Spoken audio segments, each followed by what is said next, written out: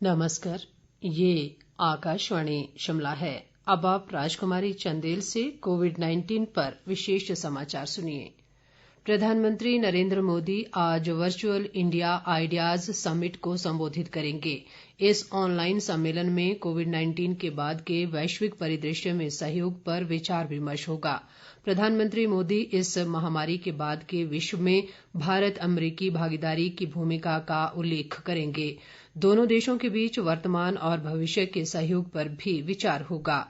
कल शुरू हुए 2 दिन के इस सम्मेलन की मेजबानी भारत अमेरिका व्यापार परिषद कर रही है। इस वर्ष परिषद के गठन की 45वीं वर्षगांठ है। इंडिया आइडियाज समिट की थीम है बेहतर भविष्य का निर्माण। केंद्रीय वित्त मंत्री निर्मला सीतारामन ने कहा है कि सरकार द्वारा ढांचागत सुधार के लगातार प्रयासों से अर्थव्यवस्था में बड़े बदलाव की संभावना है। कोविड-19 महामारी के दौर में भी सरकार ने बड़े सुधारों की घोषणा की है और कृषि तथा अन्य क्षेत्रों में दूरगामी प्रभाव वाले संरचनागत सुधार किए गए। उन्होंने कहा कि बिजली की खपत बढ़ाने और कर की वसूली में वृद्धि से इस बात का संकेत मिलता है कि भारतीय अर्थव्यवस्था में नए अंकुर फूटने लगे हैं।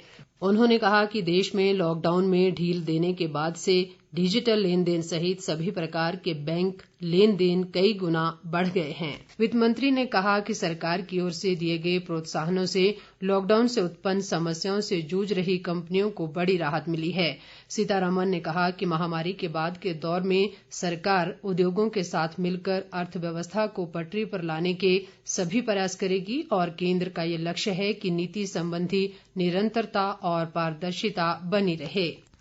केंद्रीय स्वास्थ्य मंत्री डॉक्टर हर्षवर्धन ने कहा है कि रेस्पिरेटरी वॉल्व वाले N95 मास्क से कोरोना वायरस के फैलाव को नहीं रोका जा सकता।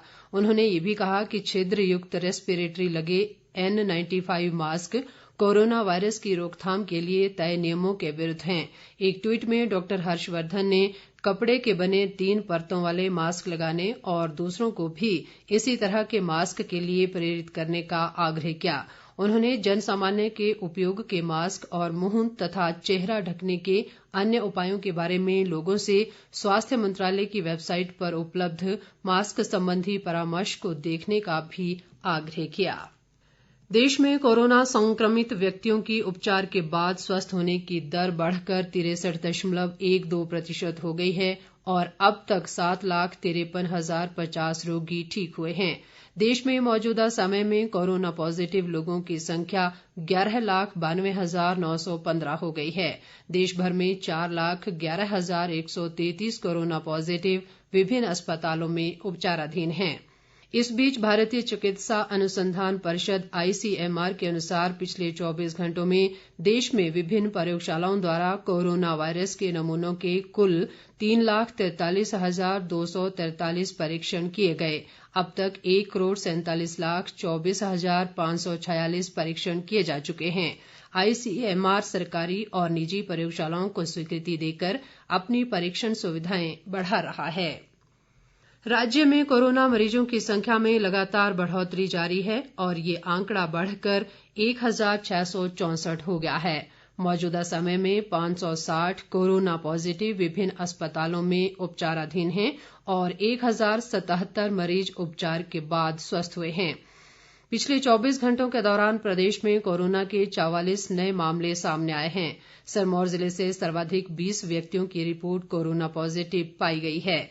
इसके अलावा कांगड़ा व सोलन से 7-7, शिमला व ऊना से 3-3, हमीरपुर से 2 जबकि कुल्लू व बिलासपुर जिलों से 1-1 कोरोना मामला सामने आया है। मंडी से हमारे जिला संवाददाता मुनीश सूद ने बताया है कि आज सुबह जिले में 3 लोगों की रिपोर्ट कोरोना पॉजिटिव आई है। केंद्र सरकार ने राज्यों और केंद्र शासित प्रदेशों से कहा है कि वे कोविड-19 महामारी से निपटने के लिए इसके परीक्षण की सुविधा बढ़ाएं। एक पत्र में स्वास्थ्य और परिवार कल्याण मंत्रालय तथा भारतीय आयुर्विज्ञान परिषद ने कहा है कि देश में मौजूदा हालात को देखते हुए ऐसा करना जरूरी है।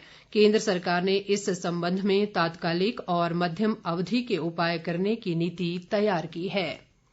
इसके साथ ही ये समाचार बुलेटिन समाप्त हुआ। हमारा अगला विशेष समाचार बुलेटिन आप सुन सकते हैं दोपहर 3 बजे। नमस्कार।